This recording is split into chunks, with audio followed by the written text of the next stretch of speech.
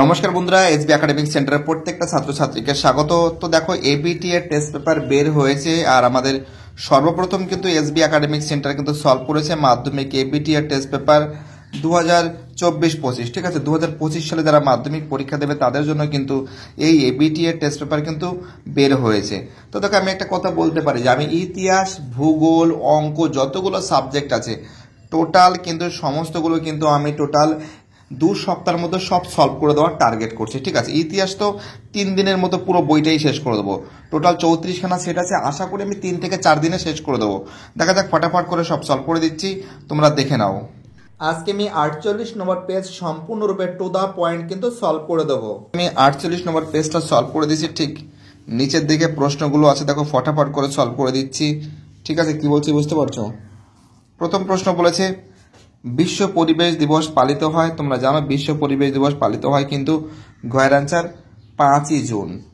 তারপরে প্রশ্ন 1.2-তে দাদা সাহেব ফালকে যুক্ত ছিলেন কয়ের অ্যান্সার চলচ্চিত্রের সঙ্গে।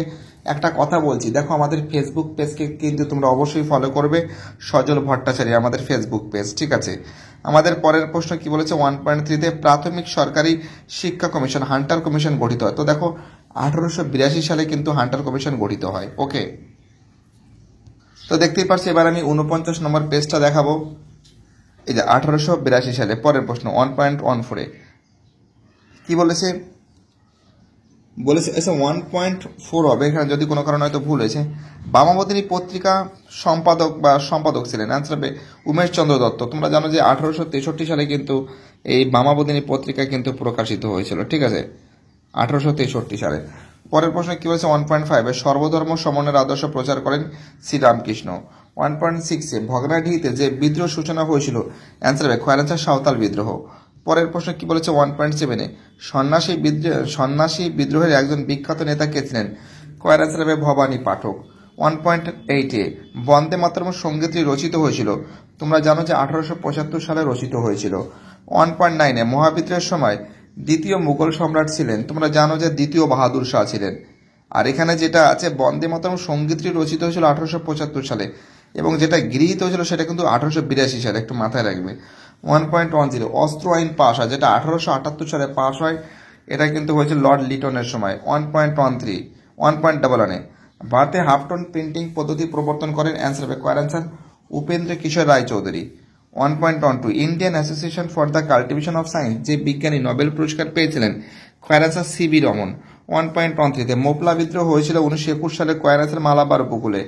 1.14-এ লাঙ্গল যার জমিদার এই স্লোগানটি যে আন্দোলনের সঙ্গে যুক্ত, অ্যান্সার হবে কয়ের অ্যান্সার তেভাগা আন্দোলন। 1.15-এ ভারতের প্রথম মে দিবস পালিত হয়, অ্যান্সার হবে কয়ের অ্যান্সার 1923 সালে। পরের প্রশ্ন আমাদের 1.16-এ দীপালি সংঘ প্রতিষ্ঠা করেন, অ্যান্সার হবে কল্পনা দত্ত। এটা 1926 সালে হয়েছিল, লীলা নাগ রায় করেছিল। ঠিক আছে, কল্পনা দত্ত হবে না। 1.17-এ কোন বিপ্লবী PN ঠাকুর ছদ্মনামে জাপানে পালিয়ে যায়, রাসবিহারী বসু। 1.18-এ নমশূদ্র আন্দোলন শুরু করেন, তোমরা জানো যে হরিচাঁদ ঠাকুর। পরের প্রশ্ন 1.19-এ ভাষাভিত্তিক রাজ্য গুজরাট রাজ্যটি গঠিত হয়, গয়ের অ্যান্সার 1960 সালে। 1.20 ভারতের প্রথম রাষ্ট্রভাষা হলো, অ্যান্সার হবে কয়ের অ্যান্সার হিন্দি।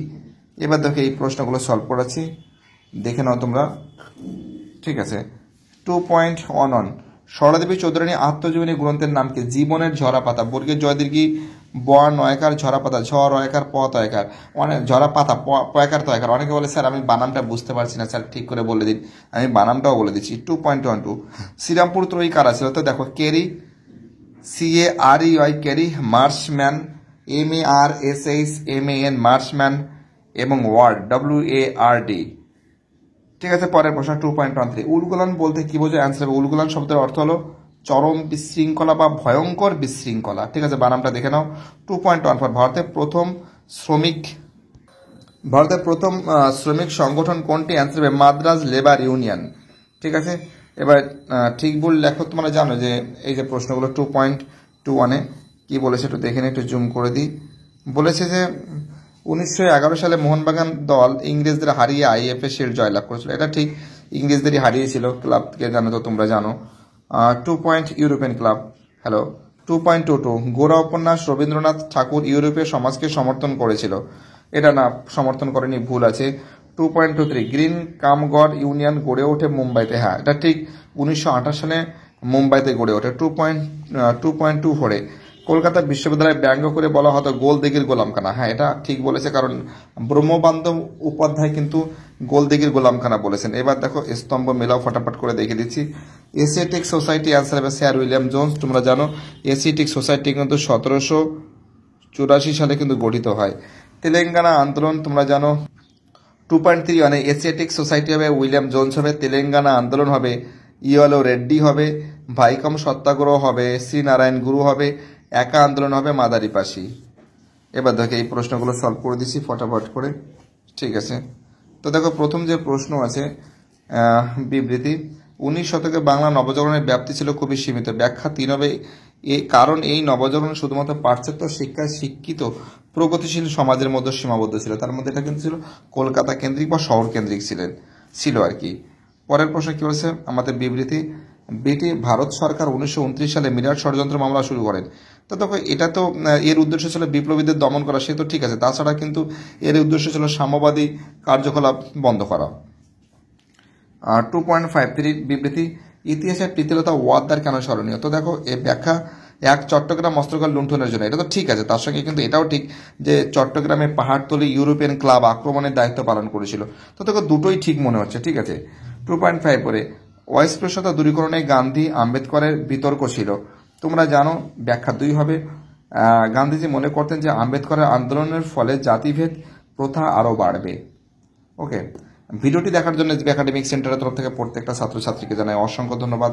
সুস্থ থাকো, ভালো থাকো, চ্যানেলের সঙ্গে যুক্ত থাকো, এটাই আমার একান্ত অনুরোধ, ঠিক আছে। আর বাকি যে সেটগুলো আছে সেই সেটগুলো ফটাফট করে আমি সলভ করে দেওয়ার চেষ্টা করছি। ওকে, ভিডিওটি দেখার জন্য এসবি একাডেমিক সেন্টারের তরফ থেকে প্রত্যেকটা ছাত্রছাত্রীকে জানাই অসংখ্য ধন্যবাদ। সুস্থ থাকো, ভালো থাকো, চ্যানেলের সঙ্গে যুক্ত থাকো, এটাই আমার একান্ত অনুরোধ। আর বাকি যে সেটগুলো আছে সেই সেটগুলো খুব শীঘ্রই আমি সলভ করে দেবো। এটা আমাদের প্রতি ভরসা রাখো। এসবি একাডেমিক সেন্টার কথা দিয়েছিল, সেই কথা রাখবে। পুরো সম্পূর্ণরূপে বই টু দা পয়েন্ট কিন্তু আমরা আমাদের এসবি একাডেমিক সেন্টার কিন্তু সলভ করে দেবো। বাই, টাটা, ভালো থেকো সবাই।